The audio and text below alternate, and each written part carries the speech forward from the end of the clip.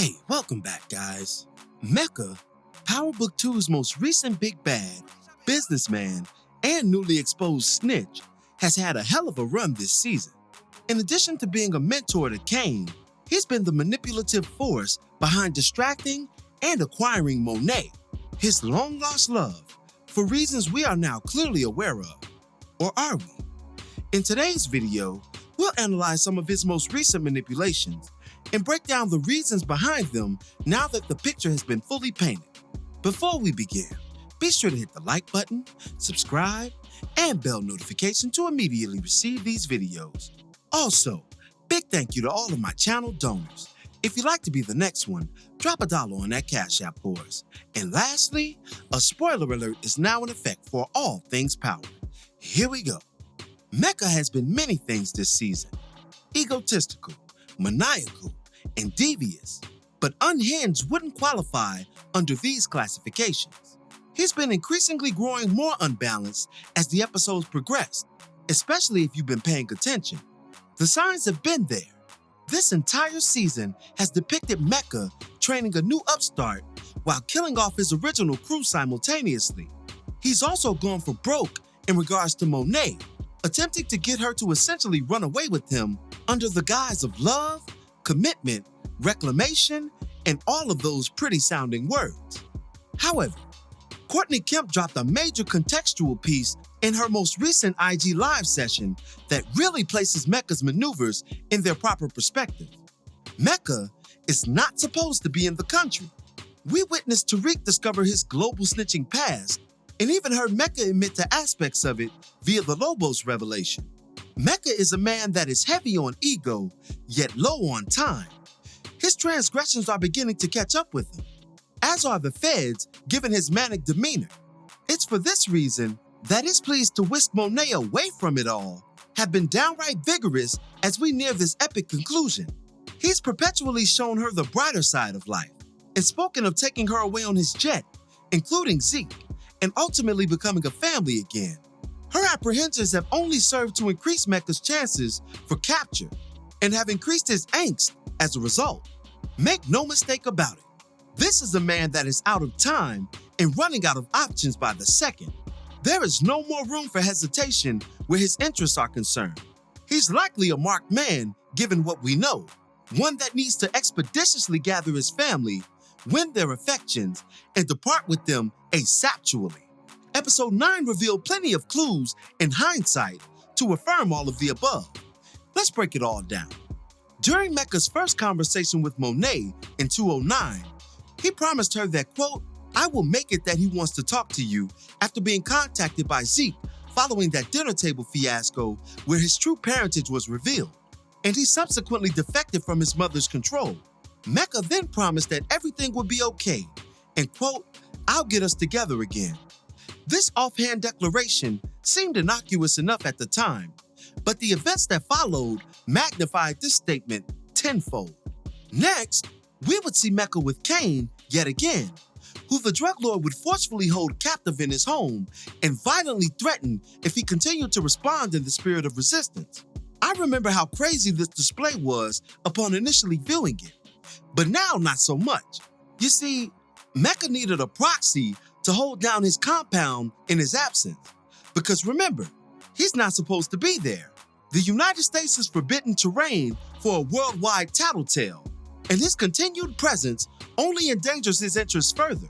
This is why Kane's rebuttals were met with such hostility and fervor. Mecca was coming like, "Nigga, I gotta get the fuck out of here. Fuck you mean you leaving?"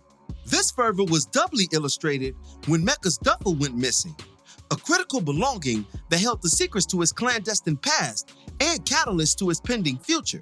But more on that moment in just a second. Prior to the duffel bag bounty, Mecca met with Zeke. He extended support to the son he never knew in the form of private coaching ahead of his NBA draft. This gesture was extremely generous by Zeke's dear old dad and almost came across as sincere. However, with someone like Mecca, there's always a fine print dynamic, something simmering beneath the flowery expressions and overt promises that'll undo the very thing he's offering you, a deal with the devil, if you will. We have to keep his mission in mind when assessing his maneuvers. The only thing Mecca desires is the presence of Monet once he's inevitably forced to leave the country. And he knows that reality won't come into fruition if Zeke's not on that jet with her. Thus, his plan centered on reeling in his son in any way possible in order to secure Monet's existence as well. To play devil's advocate, Mecca just might have made good on his promises for Zeke had the budding NBA prospect not defected from the family following that botched exchange between the three. Zeke's understandable resentment and dissatisfaction with their justifications for a lifetime of lies added to his further estrangement. He rebuked his parents and promised to essentially leave them once he got drafted to the league. Following this series of events, Zeke's age was mysteriously exposed during his press conference to announce his future plans. The exposure left Zeke with limited options as a result.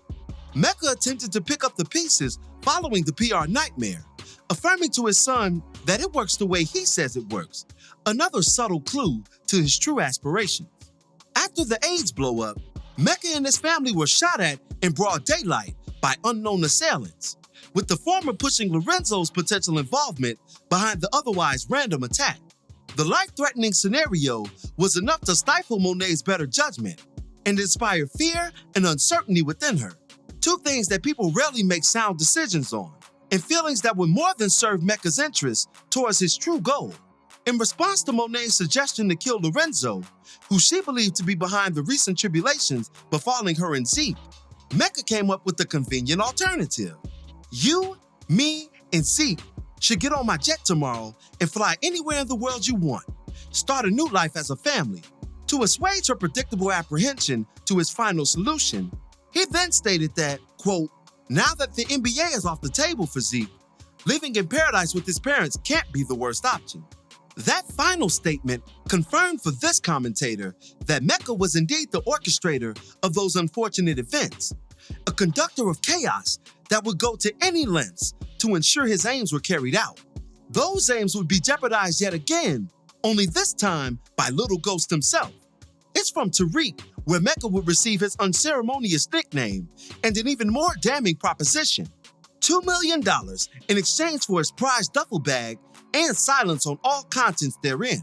This additional hurdle would only be compounded by Mecca's alias being exposed to Monet via Kane, and the two Tejadas seemingly siding with the man that's operating on borrowed time and minimal trust. This brings us to predictions for his character's looming final hurrah. In short, I think Mecca is out of here come episode 10. As we understand from previous assertions via Courtney Kemp, every power character earns their death prior to it being carried out. Professor Milgram earned hers this season by coercing Lauren. Lauren just may have gotten hers as a result of her ignorance in the deception, and Dante Mecca Spears has more than earned his in not only killing his own men and infiltrating Monet's heart, but for ultimately being what Morgan Freeman decreed as, quote, a fucking rat. Nothing in the game is lower than such a dishonorable position, and however it plays out, Mecca's days are undoubtedly numbered. But what are your thoughts on all of this? Will Mecca make it past the season finale, or does his transgressions outweigh his charismatic charm? Be sure to drop me your opinions in the comments below. As always, I thank you for watching today's video. If you liked today's video, go ahead and drop $1 on that Cash App for us, hit the like button, share it with your friends who are Power fans, and subscribe for more content such as this. This is Rudy P. Magic of Rudy P. Magic Beats, and have a blessed one until the next one. Peace, y'all.